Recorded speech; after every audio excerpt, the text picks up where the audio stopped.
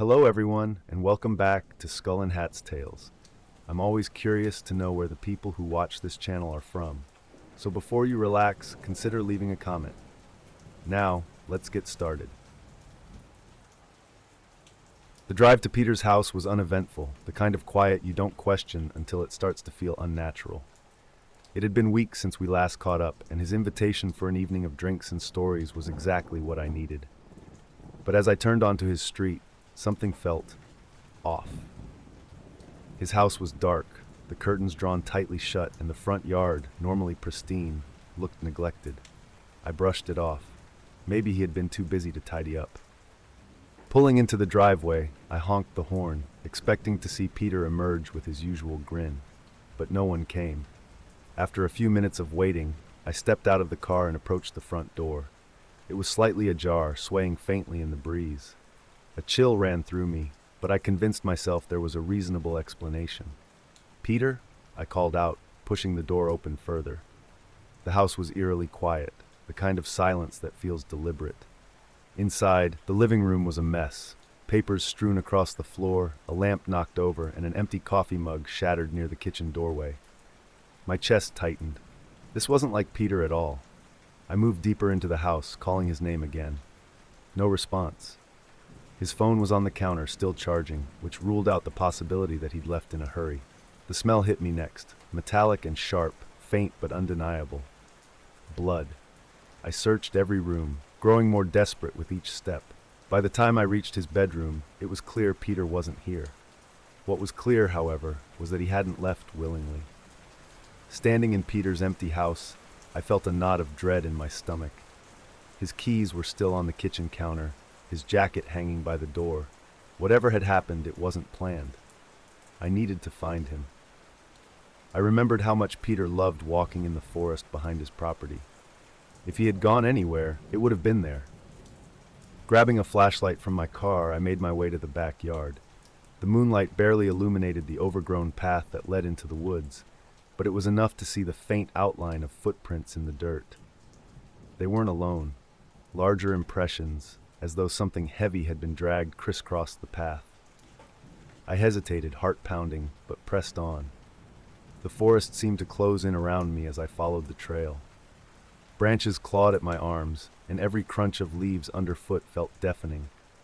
After what felt like hours, I spotted something ahead, a shape slumped against a tree. "Peter!" I broke into a run, stumbling over roots as I reached him. He was alive, but barely. His face was pale, his clothes torn and streaked with blood. His breathing was shallow, and his eyes flickered open as I crouched beside him. "I thought they'd kill me," he rasped, his voice weak. "Who? What happened?" I asked, but he didn't answer. His head lolled to the side, his focus fading. I realized I had to get him back to the house before it was too late. Dragging Peter back through the forest was agonizing. He was semi-conscious, his body heavy with exhaustion and pain. Every few steps, I had to stop and listen, convinced I heard movement in the distance. When I finally saw the faint outline of his house, relief washed over me. I half carried, half dragged him inside and locked the door behind us. Peter slumped onto the couch, his breathing shallow but steady. I searched the kitchen for anything to clean his wounds, a first aid kit, antiseptic, even a roll of paper towels. As I worked to stop the bleeding, he grabbed my wrist, his grip surprisingly strong for someone so weak. "They're still out there," he whispered, "the thieves." His words sent a chill down my spine. "What thieves? Who are they?" He shook his head. "They took everything, looking for more." He winced, his voice breaking. "They'll come back." I didn't have time to process his words. My mind raced, assessing our options. Peter wasn't in any shape to move, and the house was the only place I could defend. I decided to stay put and prepare for whatever, or whoever, was out there. I started by locking every door and window. The house wasn't exactly a fortress, but it was better than nothing. I found a hammer in the garage and used it to secure loose boards over the basement window. In the kitchen, I grabbed a knife, feeling both foolish and terrified. What was I even preparing for? Peter was too weak to help. He sat on the couch, his face pale and slick with sweat. Every so often he would mutter warnings, his eyes darting toward the windows. "They're watching," he whispered at one point, sending a fresh wave of fear through me. As night fell, the forest seemed to come alive. The wind howled, branches scraped against the house, and distant noises echoed through the trees. I tried to convince myself it was just wildlife, but deep down I knew better. Then came the first sound, footsteps on the porch. Slow, deliberate. I froze, gripping the kitchen knife as my heart hammered in my chest. The footsteps moved closer, stopping just outside the front door. For what felt like an eternity, there was silence. Then the doorknob rattled. I held my breath, praying they would move on. Instead, I heard a low voice, muffled but unmistakable. There was more than one of them. The sound of the doorknob rattling stopped, but the relief was fleeting. A few seconds later, I heard hushed voices just outside. They were speaking in tones too low to make out, but their intentions were clear. They were discussing how to get in. I crouched behind the kitchen counter, clutching the knife so tightly that my fingers ached. Peter, too weak to move, remained on the couch, his breathing shallow but steady. The air in the house was suffocatingly still, broken only by the faint creaks of the porch as the thieves moved. Then came the first loud crash. They were testing the back door, slamming something heavy against it. The sound reverberated through the house, making my heart feel like it would explode. I gritted my teeth, willing myself to stay silent, to stay hidden. Another crash, this one louder. Then, mercifully, they stopped. I dared to peek out from my hiding spot. Shadows moved past the window, and I heard one of them mutter something about trying the windows next. I realized I hadn't reinforced the living room window well enough. I could hear them now, prying at the edges of the frame, trying to force it open. Peter let out a faint groan, breaking the silence. My stomach dropped. One of the thieves must have heard him, because a moment later, I heard a voice outside, louder this time. Someone's in there. The front door shook violently as they tried to force their way in. I pressed myself tighter against the counter, every muscle in my body screaming with tension. The hammering continued for what felt like an eternity, but then abruptly it stopped. For a long moment, there was silence. No voices, no footsteps. I strained to hear any sign of movement, but all I could hear was the pounding of my own heartbeat. Had they left? I waited another 15 minutes before daring to move. The house was so silent, it felt unnatural, as if the walls themselves were holding their breath. I crawled to the window, careful not to make a sound, and peeked through the edge of the curtain. The porch was empty. The forest beyond was dark and still, with no sign of the intruders. I let out a shaky breath and moved to check on Peter. His eyes fluttered open as I touched his shoulder. "Are they gone?" he murmured, his voice barely audible. "I think so," I whispered. But even as I said it, I couldn't shake the feeling that we were still being watched. The thieves might have left, but there was no guarantee they wouldn't come back. And the ominous silence outside felt more like a trap than a reprieve. I began inspecting the house. The back door had deep gouges where they'd tried to force it open, and the living room window had been pried partially loose. On the porch, I found something that made my stomach turn. A crude mark carved into the wood, a symbol I didn't recognize. It felt like a warning, a message meant for us. Peter was in no condition to stay in the house. His injuries, though not life-threatening, were severe enough that he couldn't walk on his own. I had to help him out of there before the thieves returned.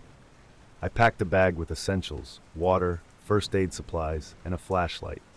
With Peter leaning heavily on me, we slipped out the back door, moving as quietly as possible. The forest was our best bet for escape. The thieves would likely be watching the roads. The woods were even darker than before, the moonlight barely piercing through the thick canopy. Every rustle of leaves, every snap of a twig sent my nerves into overdrive. Peter's weight slowed us down, and I could feel his body trembling with every step. About halfway through, we heard it, a faint, distant sound. Footsteps. My breath caught in my throat. They were out there, searching for us. I guided Peter off the trail, crouching behind a cluster of bushes. We stayed there for what felt like hours, listening to the faint sounds of movement in the distance. Finally, the noises faded. I helped Peter back to his feet, and we continued moving. The edge of the forest was close now. I could see the faint glow of a streetlight in the distance. It felt like hope, like salvation.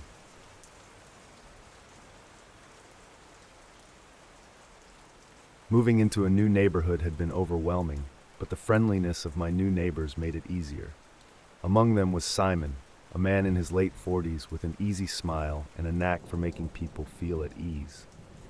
He introduced himself the day after I arrived, bringing a plate of homemade cookies and a warm welcome. "We like to keep things close-knit around here," he said, leaning casually against my porch railing. "Actually, we're having a little gathering in a couple of days. Just a chance for you to meet some folks, get to know the area better." It sounded harmless enough, even appealing. I hadn't met many people since I moved in, and this seemed like a good opportunity to change that. I asked where and when, and Simon gave me the details. A park just outside the neighborhood at dusk.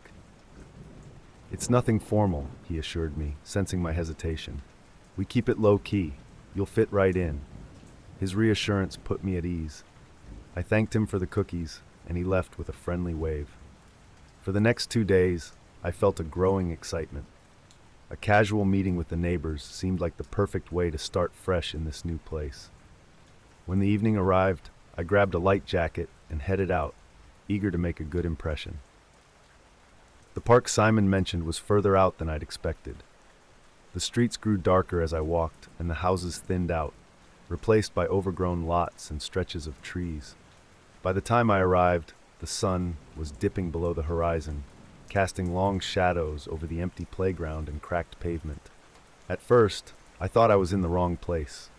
The park looked abandoned, its benches worn and rusted, its swings creaking faintly in the breeze. But then I spotted a faint glow in the distance. A group of people gathered near a picnic table under a dim street lamp. Simon was among them, waving me over with that same easy smile. "You made it," he said warmly, clapping a hand on my shoulder. "Come on, everyone's been looking forward to meeting you." The group was small, maybe 6 or 7 people, all dressed casually but neatly. They greeted me with smiles and handshakes, introducing themselves in quick succession. For a moment, I felt my unease melt away. They seemed friendly, welcoming even. But as the introductions ended, I couldn't shake the feeling that something was off. The table was bare, no food, no drinks, no signs of a casual gathering. There was nothing about the scene that suggested the light-hearted event Simon had described. I noticed the way some of the group members glanced at each other when they thought I wasn't looking, their smiles faltering ever so slightly. "You've picked a great time to move here," one of them said, a woman with a sharp, almost too wide smile. "We've got a lot to offer in this neighborhood, especially if you're willing to contribute." I nodded politely, but my discomfort was growing. The setting, the group, the vague way they spoke, it all felt wrong. The conversation drifted into strange territory almost immediately. At first, they asked me harmless questions, where I'd moved from, what I did for work, if I had family nearby. But then the questions became more pointed. "What do you think about loyalty?" one man asked, his tone casual but his gaze intense. "Do you think it's important to stick together, even if it means making sacrifices?" I hesitated, unsure how to answer. "I suppose it depends on the situation." Simon chuckled, his smile no longer reaching his eyes. "That's a very cautious answer, but you'll find that here, loyalty is everything." The group nodded in unison, their expressions unsettlingly uniform. The woman with the sharp smile leaned forward, resting her elbows on the table. "We've had a few challenges with people who didn't see things our way," she said. "But we're stronger now, more unified." Her words hung in the air like a threat. I glanced around, realizing for the first time just how secluded the park was. There were no other people, no nearby houses, and the single street lamp cast just enough light to make the shadows seem alive. "I think I should get going," I said, trying to keep my voice steady. "It's getting late." Simon's smile faltered for the first time. "Why the rush? We're just getting started." Simon's words sent a jolt of fear through me. The group, once so warm and welcoming, now felt predatory. Their smiles seemed forced, their postures tense. One of them, a burly man who hadn't spoken much, shifted closer to the table's edge, partially blocking the path back to the main road.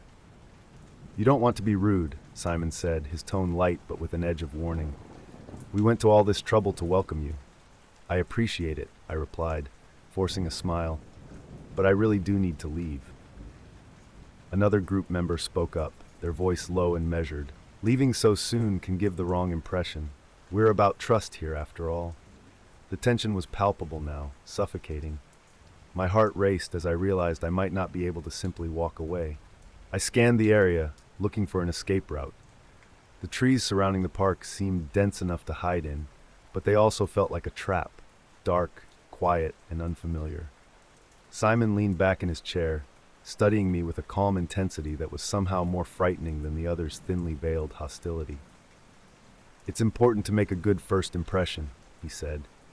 "You wouldn't want to start off on the wrong foot." I didn't respond. My focus was on the path behind me, the faint outline of the main road just visible beyond the trees. I had to leave now before the situation escalated further.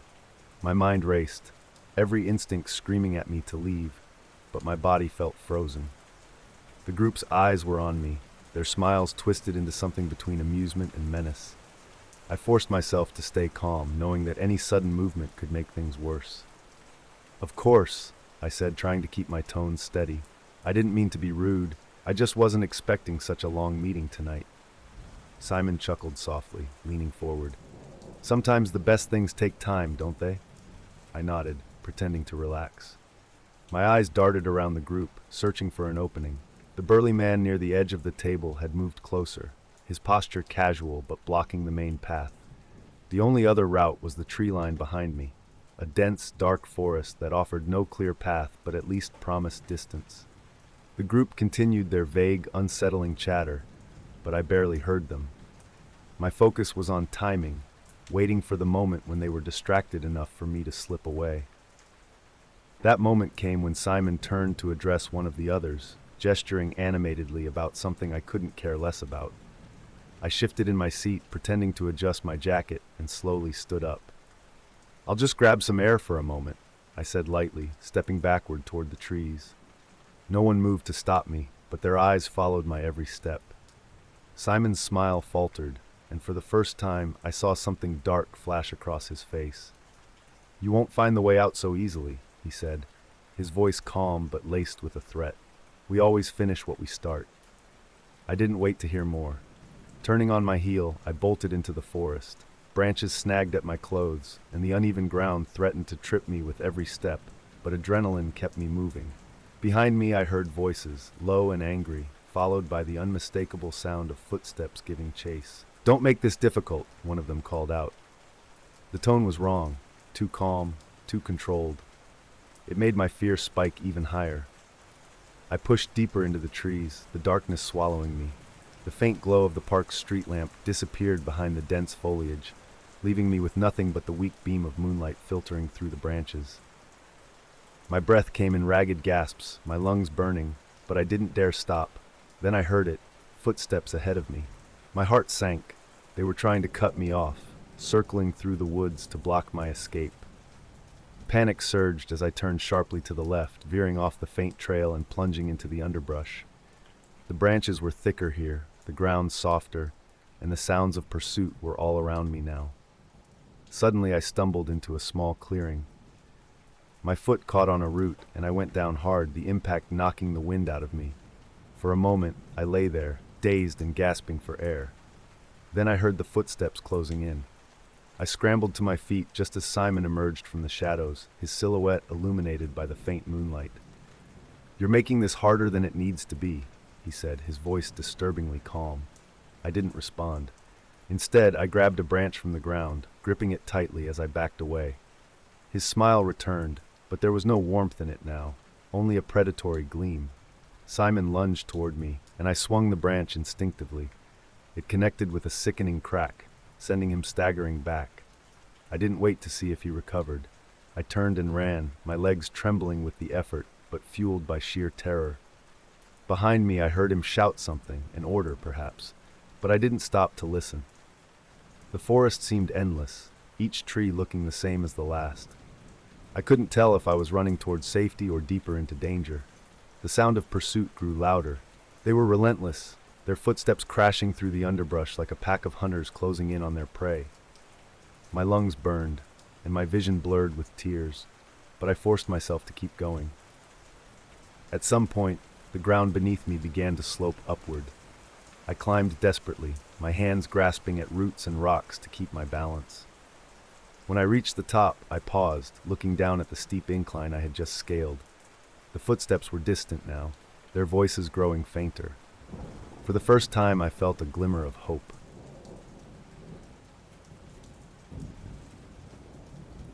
The forest stretched out endlessly before me, the canopy dense enough to blot out most of the midday sun. This was exactly what I had been searching for, complete isolation. After months of stress and noise, I craved the quiet that only the wilderness could provide. I'd spent the better part of the day hiking to this remote spot, carefully chosen from a map I'd picked up at a local outdoor shop. The trail was barely marked, overgrown with ferns and thorny bushes, ensuring that few ventured here. When I found a small clearing near a trickling stream, it seemed like the perfect place to set up camp. But as I unpacked my gear, something caught my eye further down the trail, bright colors contrasting sharply with the greens and browns of the forest. Curious, I walked toward the source and stumbled upon an abandoned campsite. A tent leaned at an awkward angle, its fabric torn in places, and the ground was littered with scattered belongings, pots, pans, a sleeping bag half unrolled. It looked as though whoever had been here had left in a hurry. At first I thought of animals, a bear maybe, rummaging through the supplies. But as I looked closer, something didn't sit right. The tent's tiers were too deep, the edges frayed and jagged. Nearby trees bore scratches, long and deliberate, like something large and clawed had been at work. Unease prickled at the back of my neck, but I dismissed it. Maybe they'd panicked over a storm or had an emergency. Either way, they weren't here now, and I needed a place to sleep. Returning to my chosen clearing, I set up my own tent and started a fire. As the sun began to set, I couldn't shake the image of the abandoned site and the strange marks etched into the trees. The forest at night was a different world. The stillness I had admired earlier turned oppressive, every sound amplified in the darkness. I sat by the fire, poking at the embers with a stick, trying to lose myself in the crackle of burning wood. But my thoughts kept returning to the other campsite. What could have caused those marks? I had seen plenty of clawed trees in the past, usually the work of bears marking territory, but these were different. They were deeper, longer, as though whatever had made them was larger and angrier than any bear I'd encountered. A sudden rustling in the bushes snapped me out of my thoughts. My head jerked toward the sound, my pulse quickening. The firelight didn't extend far, and the edges of the forest were cloaked in shadow. I strained my ears, but the sound didn't come again. Probably just a deer, I told myself. Still, I grabbed the flashlight from my bag and scanned the tree line. Nothing. Trying to shake off the unease, I settled into my tent. I left the fire burning low and kept the flashlight within arm's reach. As I drifted off, I told myself I was overthinking things. But deep down, I couldn't ignore the feeling that I wasn't alone. I woke abruptly to a sound I couldn't immediately place, a low, guttural noise that sent a chill down my spine. It was close, too close. My hand groped for the flashlight as my ears strained to catch more. There it was again, a deep growl followed by heavy footsteps crunching the underbrush. I unzipped the tent just enough to peek outside, the firelight casting flickering shadows across the trees. At first I saw nothing, but then something moved, just at the edge of the light. A dark shape, low to the ground, slipped between the trees with unnerving speed. The flashlight in my hand trembled as I flicked it on and aimed toward the movement. The beam caught fresh claw marks on the tree closest to my tent. They hadn't been there earlier. My breath hitched as the realization set in. Whatever had been at the other campsite was here now. For hours, I sat frozen in the tent, clutching the flashlight and the small hunting knife I'd packed more as a precaution than anything else. The noises continued sporadically. Growls, heavy footsteps, the crack of branches underfoot. But the creature never came into the firelight, never fully revealed itself. It was toying with me, testing the boundaries. When the noises finally stopped, I couldn't sleep. I stayed awake until the first light of dawn seeped through the trees, the fire reduced to faintly glowing embers. The morning light didn't bring relief, only a stark clarity that made the events of the night even more terrifying. I stepped out of the tent cautiously, my legs shaky and my breath shallow. The first thing I noticed was the ground around the campsite. It was covered in footprints, large, irregular shapes that didn't match any animal I knew. The toes were splayed wide, with deep impressions from claws that sank into the dirt. The claw marks on the trees were worse than I remembered. Some were so deep they gouged the wood, sap oozing out in thick streaks. My tent had not been spared either. One side bore long slashes, the fabric shredded as though by massive talons. I couldn't stay. That much was clear. Whatever had been here wasn't natural. It wasn't something I could rationalize or explain away. I began packing up, throwing things haphazardly into my bag, desperate to put as much distance between myself and this place as possible. The forest was unnervingly quiet as I worked, the usual sounds of birds and insects conspicuously absent. It felt as though the entire wilderness was holding its breath, waiting for something. As I slung my pack over my shoulders, a single thought kept repeating in my mind. I needed to leave before nightfall. The forest was eerily silent as I began my hike back toward the trailhead. Every step felt magnified, the crunch of leaves and twigs underfoot cutting through the unnatural quiet. My mind was racing with questions. What had I seen last night, and why had it come so close to the campsite? I pushed those thoughts aside, focusing on the task at hand, getting out of this place as quickly as possible. About an hour into my trek, I heard it again, the sound of heavy footsteps. They were distant at first, blending into the rustle of trees, but they were unmistakably following me. I quickened my pace, trying to remain calm, but my heart began to pound. The steps grew louder, closer, crashing through the underbrush as though whatever was behind me no longer cared about stealth. I turned my head slightly, catching a glimpse of something large and dark moving between the trees.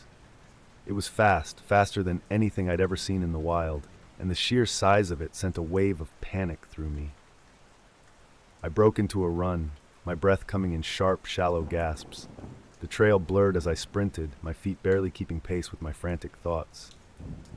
Branches whipped at my face, and the weight of my pack slowed me down, but I couldn't stop. The crashing sounds behind me grew louder, and I could feel the vibrations in the ground as whatever was chasing me closed the distance. I glanced back once and regretted it instantly. A massive, shadowy figure loomed in the trees, its features obscured but its size and speed undeniable. Ahead, the trail veered sharply, disappearing down a steep incline. I hesitated for half a second before plunging down the slope, my boots skidding on loose dirt and rocks. The sound of pursuit was deafening now, but I forced myself to keep moving, refusing to look back again.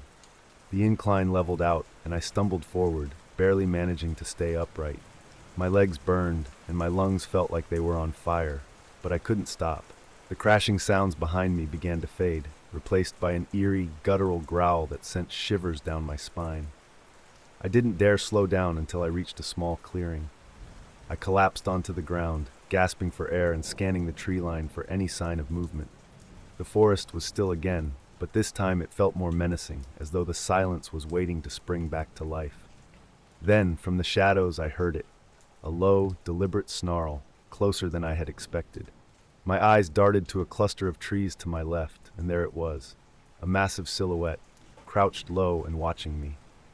Its eyes glinted faintly in the dim light, and I could make out the faint outline of claws resting against the ground. For a moment, neither of us moved. My body was frozen with fear, my mind screaming at me to run, but my legs refused to cooperate. Then, just as suddenly as it had appeared, the creature backed into the shadows, its growl fading with it. I didn't wait to see if it would return. Scrambling to my feet, I pressed forward, determined to put as much distance as possible between myself and whatever that thing was. As I trudged forward, the forest began to look familiar. I recognized a set of moss-covered rocks I'd passed on the way in, a sign that I was getting closer to the trailhead. Relief washed over me, but it was short-lived. Just ahead, I noticed something strange. Another abandoned campsite. This one was older, the tent half collapsed and covered in dirt and leaves. The gear was scattered, much like the first site, but there was something more unsettling here. Deep gouges in the ground, as though something had clawed through the earth itself. Near the tent, I spotted a weathered journal. I hesitated before picking it up, my fingers trembling as I flipped through the pages. The entries were brief and erratic, detailing strange encounters with noises, shadows, and claw marks. The final entry was scrawled in a hurried, barely legible hand. If you find this, leave immediately. It doesn't stop. It doesn't forgive. The warning sent a chill down my spine.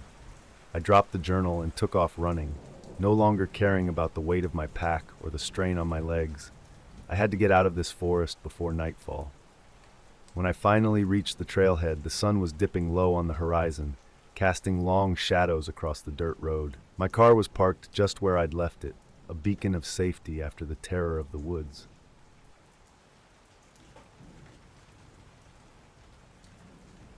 The highway stretched endlessly before me, a narrow ribbon of asphalt cutting through an expanse of barren land. I hadn't seen another car for over an hour, and the low fuel gauge on my dashboard was becoming harder to ignore. When the faint glow of a gas station appeared in the distance, it felt like a small victory. I slowed down, relieved to find somewhere to refuel and stretch my legs. As I pulled in, I immediately noticed the place wasn't well kept. The fluorescent lights flickered, casting uneven shadows over the cracked pavement and peeling paint of the building. Two attendants stood near the pumps, both wearing uniforms that looked a decade old. They didn't greet me as I stepped out of the car, instead exchanging uneasy glances and muttering quietly to each other. The air felt heavy, and I couldn't shake the sense that something was off. I approached the pump and called out to the attendants, asking if it was self-service. One of them nodded quickly, his eyes darting toward the convenience store. "Pay inside," he said curtly before turning his back to me. The other attendant muttered something I couldn't hear, his tone low and urgent. They both kept glancing toward the darkness beyond the station's perimeter, as if expecting something or someone to emerge. My unease deepened, but I brushed it off. I told myself it was just the isolation of the place getting to me. I walked toward the convenience store, pushing open the glass door and stepping inside. The interior was dimly lit, with shelves sparsely stocked and a faint smell of mildew in the air. A single employee stood behind the counter, hunched over a clipboard. His head snapped up as I entered, and for a moment he stared at me with wide, startled eyes before quickly composing himself. "Need gas?" he asked, his voice tight. "Yeah," I replied, glancing around the store. "How much for a full tank?" He punched a number into the register without answering and muttered the price. As I handed over cash, I noticed his hands were trembling slightly. He avoided eye contact, his gaze flickering toward the windows and the clock on the wall. "Everything okay?" I asked, unable to ignore his strange behavior. "Fine," he said quickly, too quickly. "Just don't hang around too long, okay?"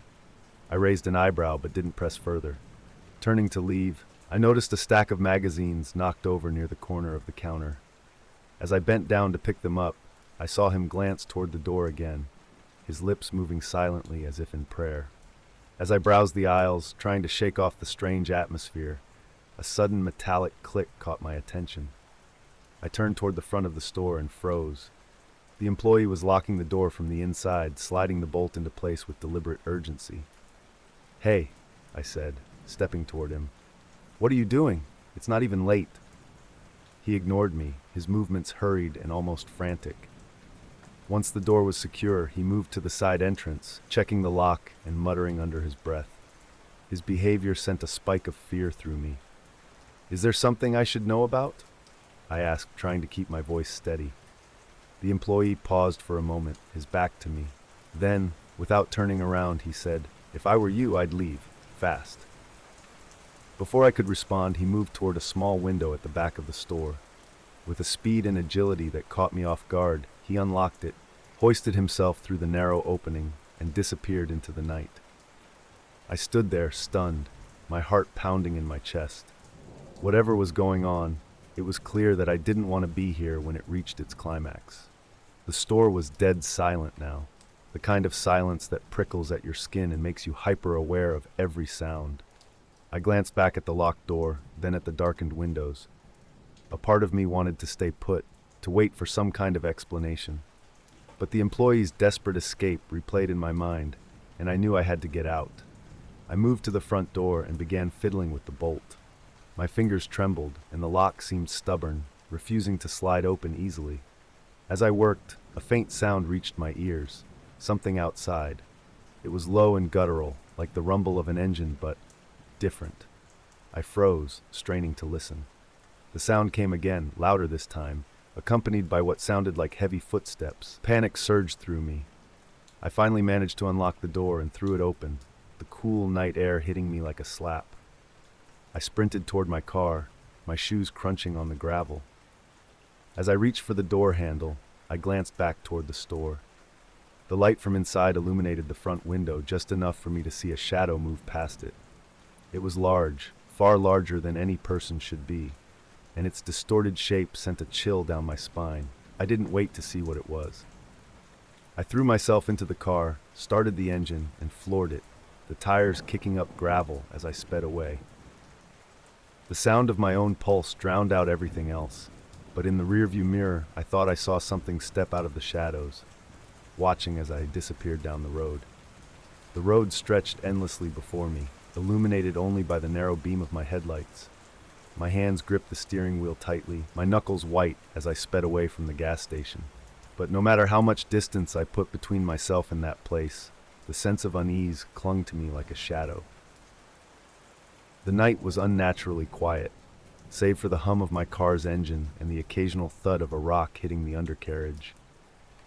I kept glancing in the rearview mirror, half expecting to see something following me. The memory of that shadow moving across the gas station window refused to leave my mind. Then I heard it, a faint sound that seemed to come from outside. At first I thought it was just the wind or the car tires on the cracked asphalt, but as I slowed down, the noise grew clearer. It was a low, guttural growl, like an animal, but far deeper.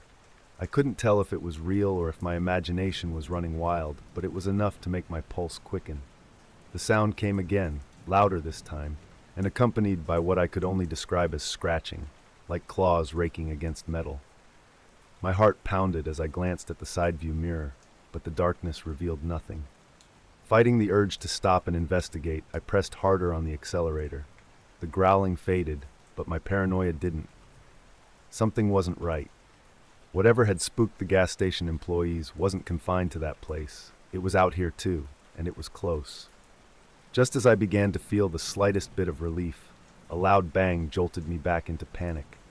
The car swerved slightly as though something had struck it from the side. I gripped the wheel, trying to steady the vehicle, but another impact hit, this time harder, like something heavy had slammed into the rear quarter panel. I looked into the rearview mirror, my breath catching in my throat. A shape, large, hulking, and impossibly fast, was darting between the edges of the headlights, glow. It moved erratically, its form indistinct but massive, and I could see its claws glinting faintly as it raced alongside the car. Another bang. This time, I felt the car lurch as the creature collided with it again. The sound of metal screeching filled the air, and my panic hit a new level. My foot pressed the gas pedal to the floor, the engine roaring as the car hurtled down the empty highway. I couldn't think about where I was going. All that mattered was getting away. The creature didn't relent. Its heavy footsteps and guttural growls grew louder, keeping pace with the car. At one point, I thought I saw its head, a grotesque shape with glinting eyes that seemed to pierce through the darkness. I swerved violently, trying to shake it off, and heard a loud, guttural snarl as it finally fell back into the shadows. I didn't slow down. My chest heaved with ragged breaths, and my hands ached from gripping the steering wheel so tightly.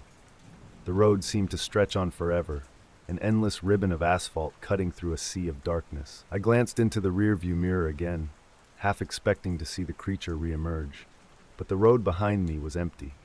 Still, I couldn't shake the feeling that I wasn't safe.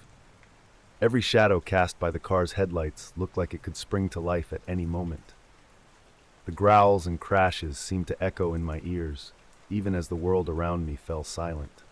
Finally, the faint glow of distant streetlights came into view, signaling the edge of a small town. Relief washed over me as I drove into the lit streets, the sight of civilization calming my frayed nerves.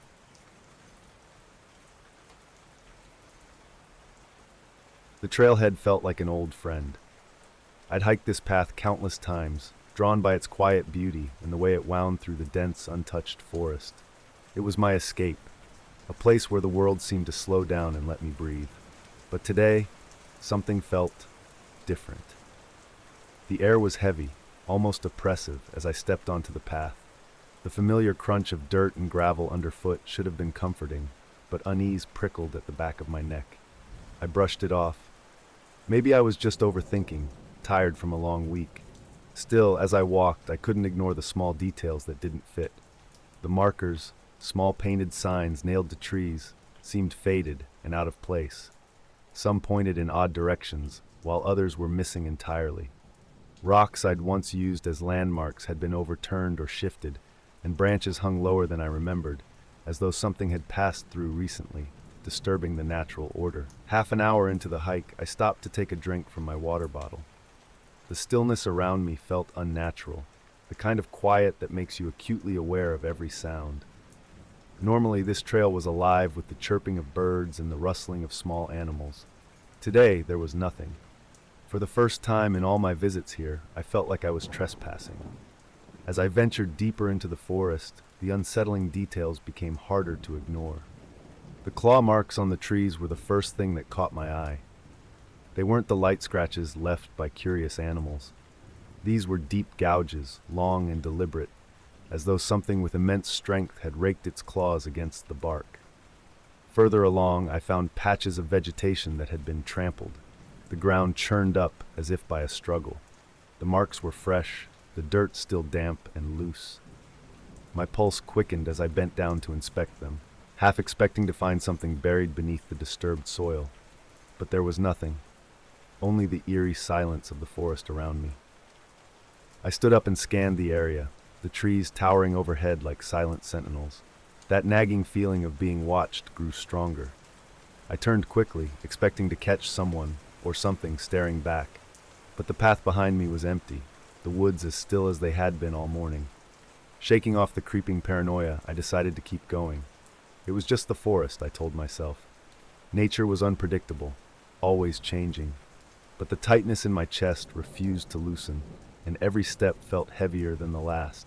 I was rounding a bend in the trail when I saw it, movement in the distance. At first I thought it was another hiker.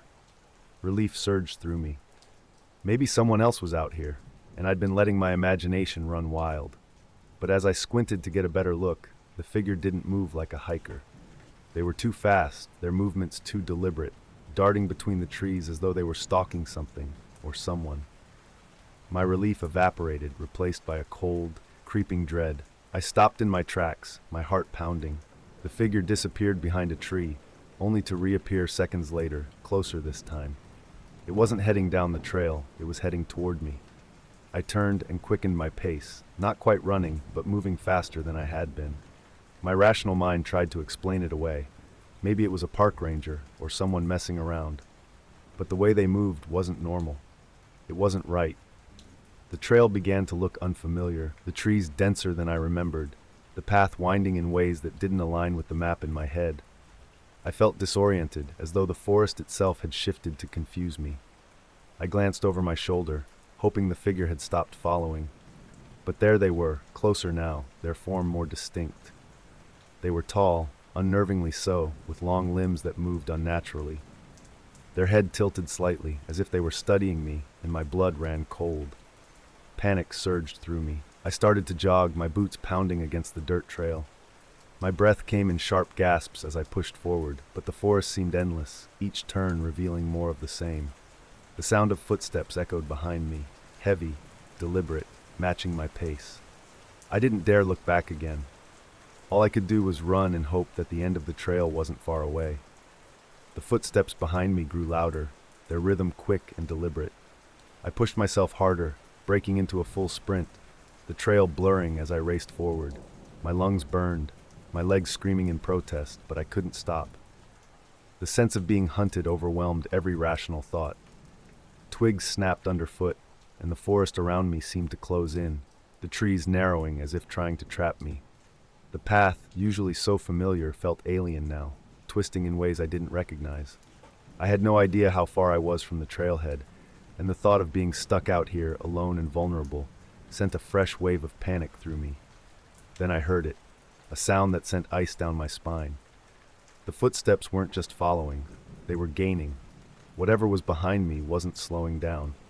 The sound of heavy breathing joined the cacophony, deep and guttural, far too loud and close for comfort.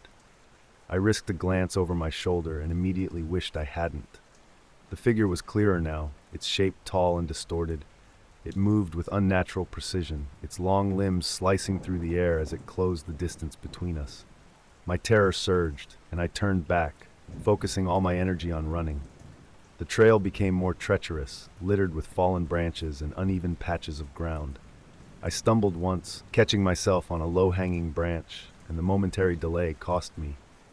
The sound of snapping twigs and crashing underbrush was almost on top of me now. The thing, whatever it was close enough that I could feel its presence, a suffocating weight pressing down on me. I dared another glance and caught sight of its face, or what should have been a face. It was shrouded in shadows, features obscured but unmistakably wrong. Its head tilted at an unnatural angle, and its movements were disturbingly smooth, as if it were gliding rather than running. The sight sent a jolt of adrenaline through me, and I pushed forward with renewed desperation. Up ahead, the trail split into two paths, neither of which I recognized. My mind raced as I tried to decide which way to go.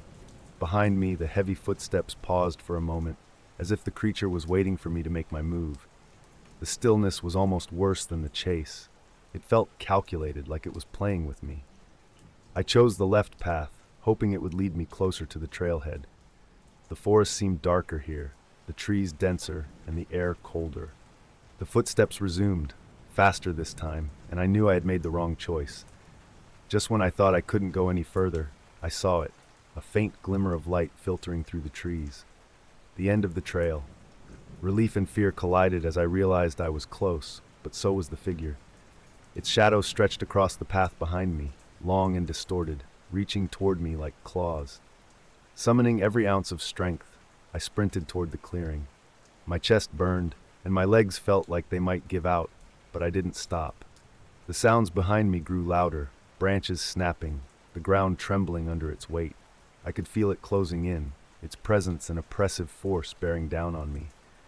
I burst into the clearing, the sudden openness disorienting after the claustrophobic forest.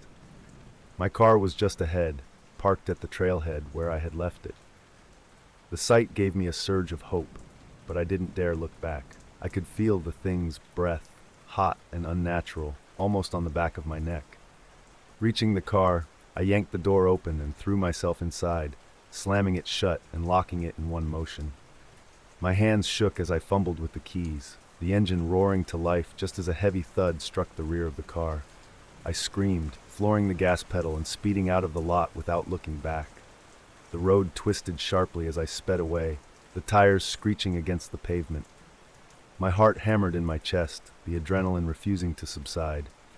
I glanced in the rearview mirror, half expecting to see the figure chasing after me, but the road behind me was empty.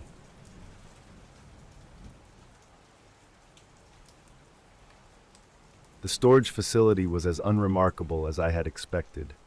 Rows of identical metal doors stretched along sterile corridors, each unit marked with faded numbers. The air was heavy with the faint smell of concrete and something musty, a mixture of old belongings and time.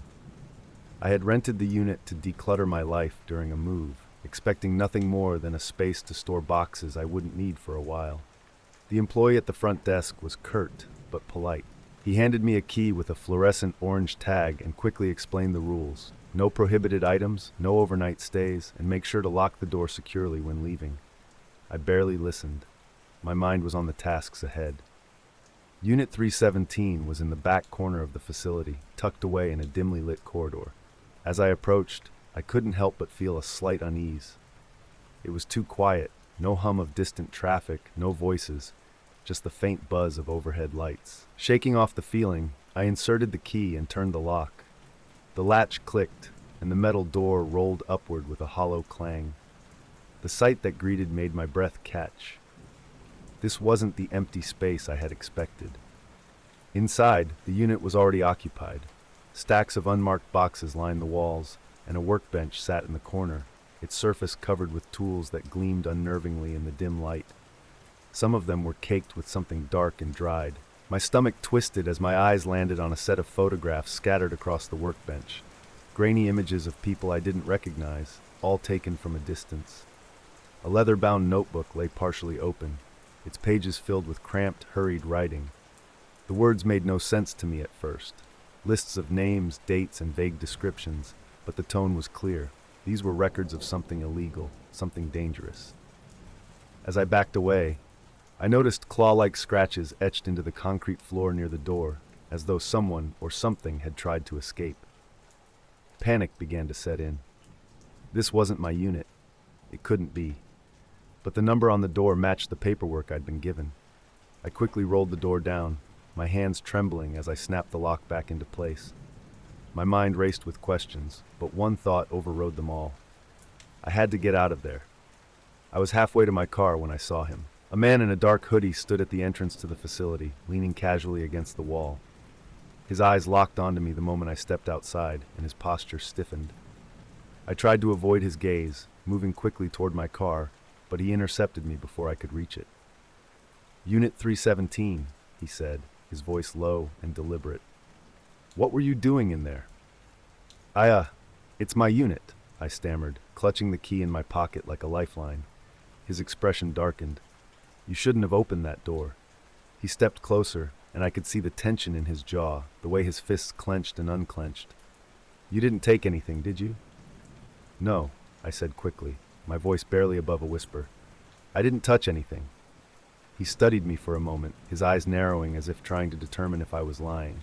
Then, in a voice cold enough to freeze my blood, he said, "Forget what you saw. If you don't, you'll regret it." Without another word, he turned and walked away, disappearing around the corner of the building. I stood there for what felt like an eternity, my legs shaking and my heart pounding in my chest.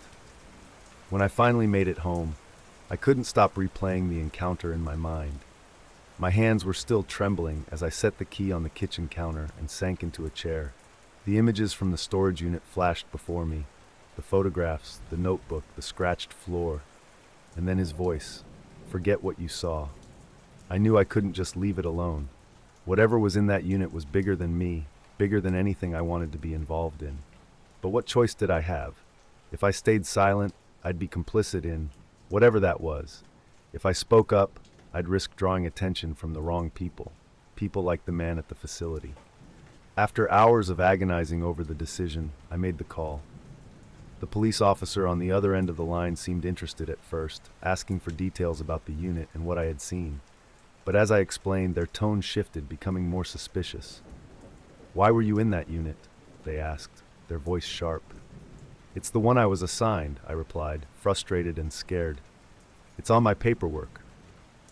"We'll look into it," they said finally, but the hesitation in their voice didn't inspire confidence. When I hung up, I stared at the phone, wondering if I'd just made the biggest mistake of my life. The next day, I tried to go about my routine, but the weight of the previous day's events hung over me like a storm cloud. Every sound seemed amplified.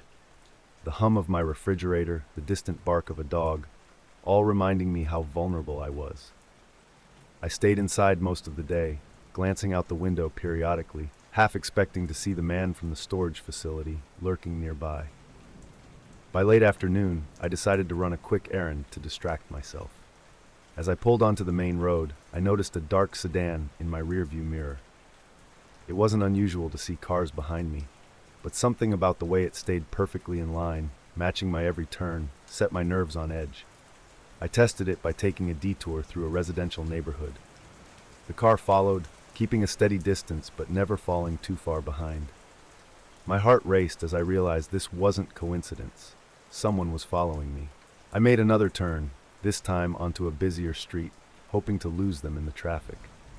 But the car stuck with me, its dark silhouette looming in the mirror.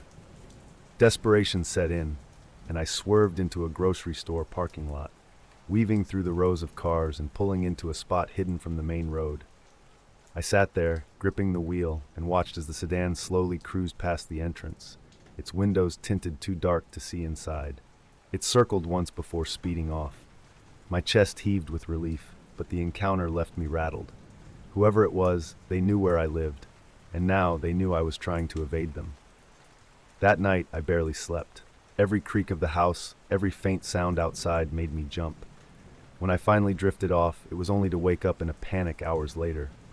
My phone buzzed on the nightstand. I snatched it up, expecting a notification or a call, but the screen was blank. Then I heard it, a faint noise outside my window, like gravel shifting underfoot. I froze, my heart hammering in my chest. Slowly I crept to the window and peeked out.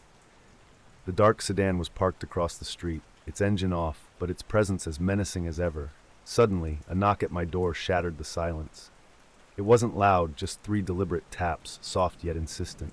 I didn't move, barely breathing as I stared at the door. The knock came again, louder this time. Finally, I forced myself to approach, every step feeling like it might be my last. "Who is it?" I called, trying to keep my voice steady. There was no response. After a long pause, the voice I dreaded hearing spoke through the door. "You've made a mistake." It was him, the man from the storage facility. I backed away, my mind racing. I thought about calling the police, but I knew he wouldn't wait around for them to arrive. "I didn't take anything," I said, my voice trembling. "I don't even know what's in that unit." "I don't care," he said. "You shouldn't have opened it. If you don't want this to get worse, you'll leave town, tonight." The sound of retreating footsteps followed his words. I waited, staring at the door, until I was sure he was gone. When I finally opened it, the street was empty, the sedan nowhere to be seen. But I knew he was serious. Staying wasn't an option anymore. By sunrise, I had packed everything I could fit into my car. I canceled my rental agreement with the storage facility over the phone, avoiding any need to return to that place. I didn't care about the money I'd lose or the belongings I'd leave behind. My safety was worth far more. I withdrew cash from the ATM and mapped out a route far from the city, choosing small, out-of-the-way towns where I could disappear for a while. As I drove, paranoia clung to me like a second skin. Every car that appeared in my rearview mirror felt like a threat. Every gas station felt like a potential ambush. I stopped only when necessary, avoiding eye contact with anyone and keeping my head down. The weight of what I'd seen in that storage unit, and the realization that someone was willing to kill to keep it hidden, was suffocating. I reached a new city by nightfall, booking a room at a cheap motel under a different name.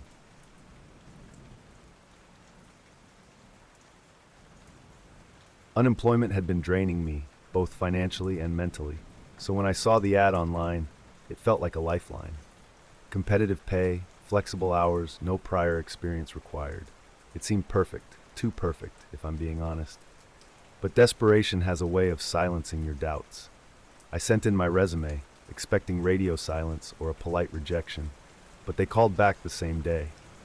The woman on the phone sounded warm and professional, though her responses felt rehearsed. She told me they were excited to meet me and scheduled the interview for the following afternoon. When I asked about the position's responsibilities, she was vague, saying only that they'd explain everything in person.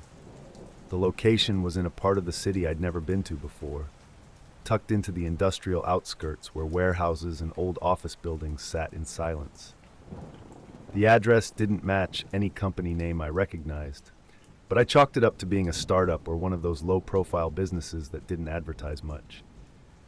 As I prepped for the interview that evening, a flicker of unease crossed my mind. I told myself I was overthinking. It was just an interview after all. What could go wrong? The building loomed ahead of me like a gray monolith, its rectangular shape stark against the pale sky.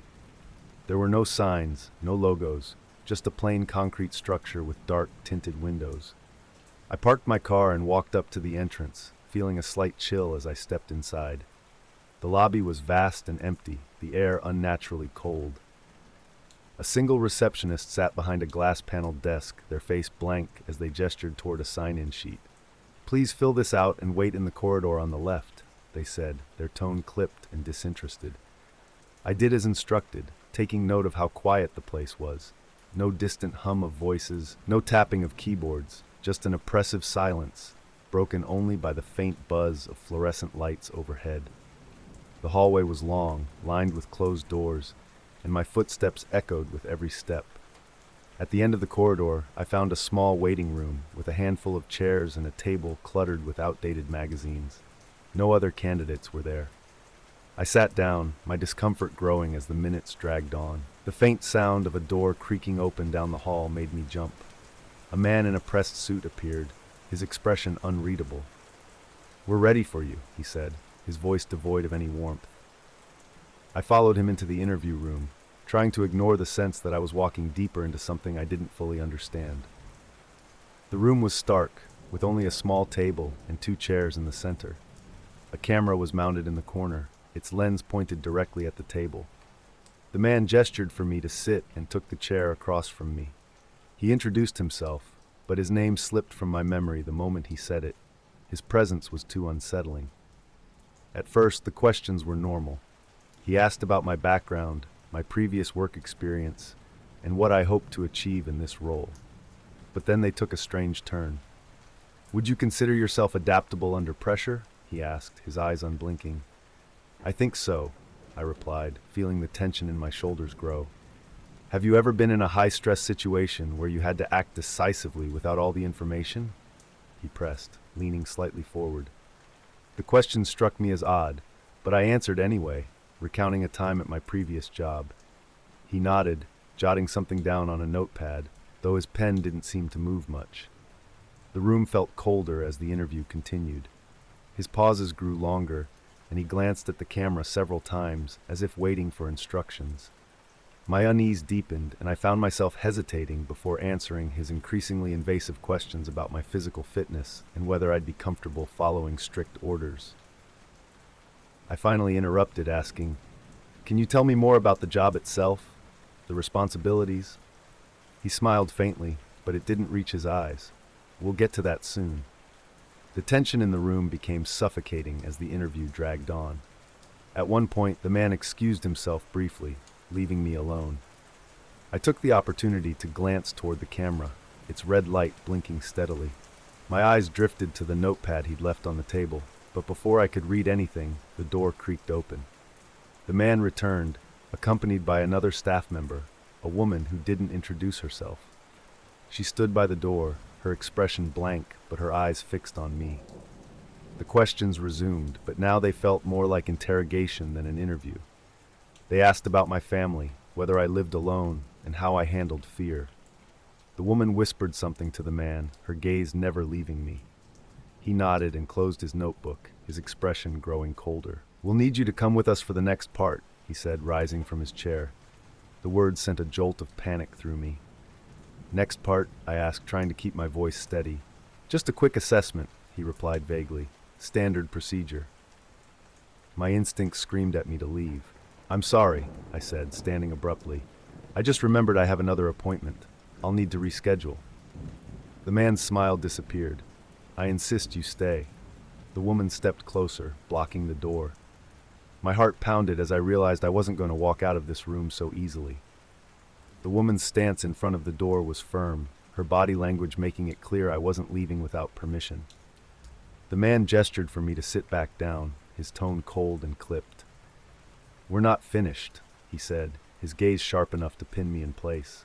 But I couldn't stay. My instincts screamed at me to run, to get out of this place before it was too late. "I really need to go," I said, forcing a polite tone as I stepped toward the door. The woman didn't move. Her eyes were flat, almost robotic, and it sent a chill through me. "I need the restroom," I blurted out, hoping to buy time. The man exchanged a glance with the woman, then nodded reluctantly. "Second door on the left," he said, his voice carrying a note of warning. I stepped into the hallway, trying to appear calm while my mind raced. The corridor was eerily silent, and the thought of what might be waiting for me in that restroom was almost as terrifying as the room I'd just left. I walked past it, keeping my steps quiet as I scanned for an exit. A set of stairs caught my eye at the end of the hall. Heart pounding, I moved toward them, hoping they led to a way out. Behind me, I heard the faint sound of a door opening. My stomach twisted. They'd noticed I wasn't in the restroom. The sound of footsteps echoed down the hall, steady and deliberate.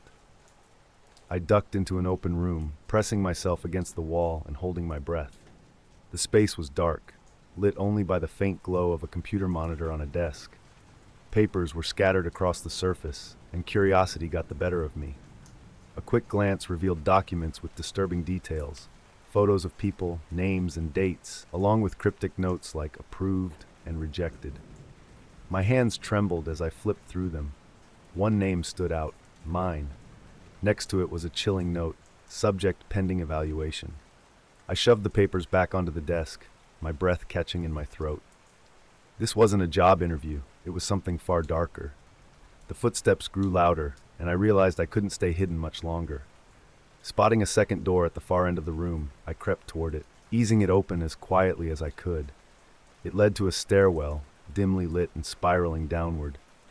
I slipped inside, letting the door close softly behind me, and began descending as quickly and quietly as possible. The stairwell was narrow, each step amplifying the sound of my movement. I tried to keep quiet, but the adrenaline coursing through me made it impossible to be completely silent.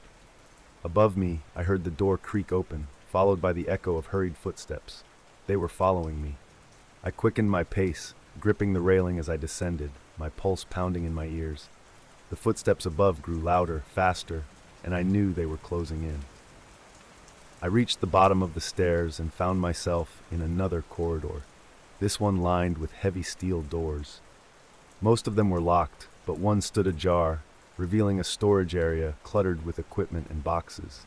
I slipped inside, crouching behind a stack of crates as the footsteps entered the corridor. Two voices spoke in hushed tones, but I couldn't make out the words.